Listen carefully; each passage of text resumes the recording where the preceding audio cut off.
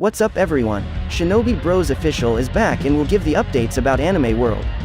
In this video, we will discuss about Naruto Ice Monster.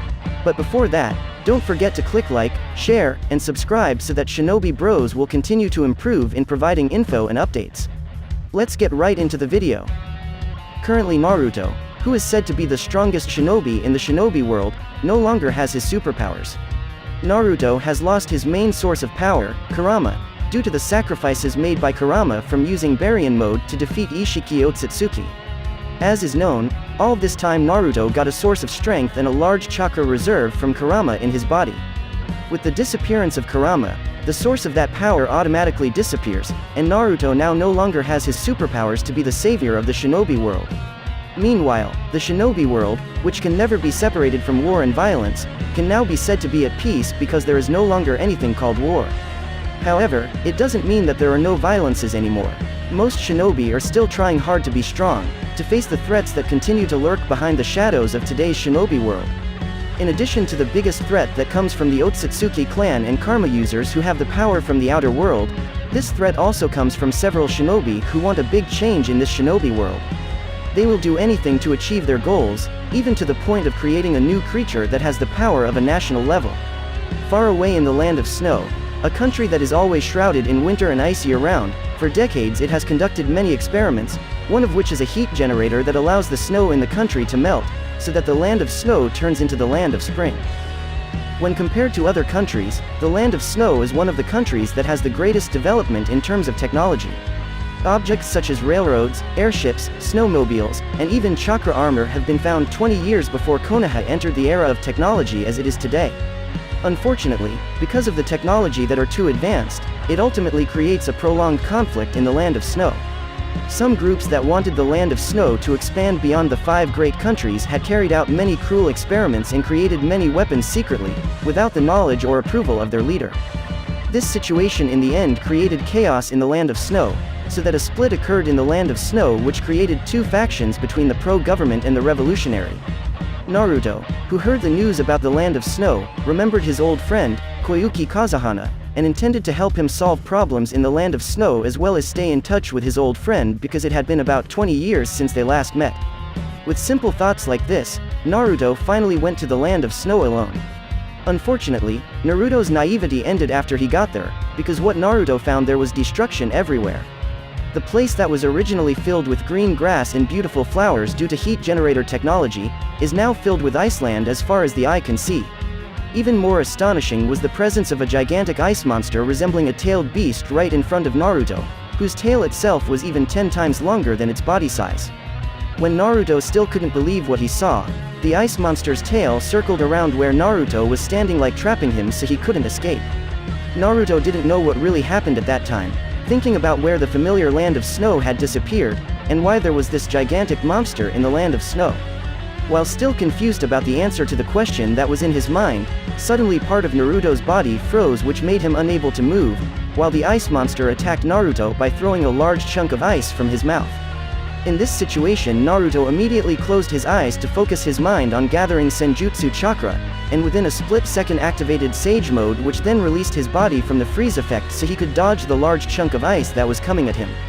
Naruto sighed, thinking that his original intention in coming to the land of snow was to meet and help his old friend.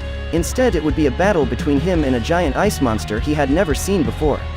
At this rate Naruto has no other choice but to defeat the ice monster, because the presence of the monster alone is already very dangerous to the surrounding area, and if left unchecked, it is not impossible that the monster will move to create destruction elsewhere.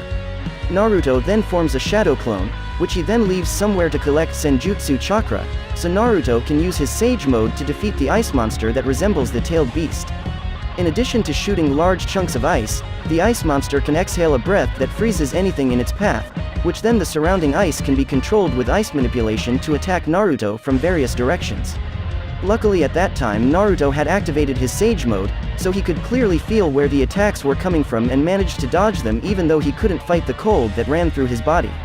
Naruto must finish this fight as soon as possible, or he will get hypothermia or frostbite from the cold weather in that place. By using multiple shadow clones, Naruto distracts the ice monster and blocks various attacks that come at him, while with his real body Naruto uses the Sage art, lava release Rasen Shuriken to attack the large body of the ice monster. As a result of the attack, the ice monster's body shattered into pieces, and a lump that shone from within its body then fell to the ground. Naruto felt a very strong aura coming from the chunk that resembled the core of the ice monster, which in the end made Naruto touch it with curiosity. But as soon as Naruto touched it, a bright light shone on it, making Naruto's vision blurry. When Naruto opened his eyes, he was already in an unknown place, and met the monster he had just defeated there. In this situation, Naruto would immediately be on alert, thinking that their battle wasn't over yet. But the ice monster actually thanked Naruto for defeating him, which of course made Naruto confused by this situation. The ice monster explains that he is actually a manifestation of the greed for technology of the people in the Land of Snow. Unbeknownst to the leader of the Land of Snow, Koyuki Kazuhana, there's a rebel group that wants to advance above the 5 great countries that tries to create a monster based on the tailed beast, which in turn creates him, the synthetic tailed beast, Ice Monster. The reason Ice Monster thanked Naruto was because in its creation they had to sacrifice one's heart as the main ritual, which was none other than Koyuki.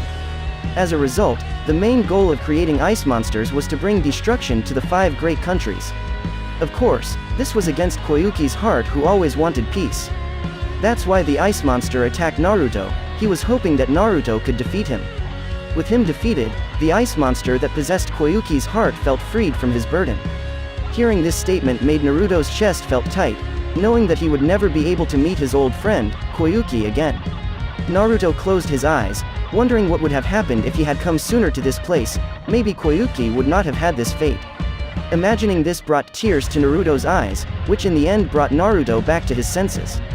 But when Naruto opened his eyes, the core that Naruto was holding suddenly entered his body, as if it wanted to merge with Naruto.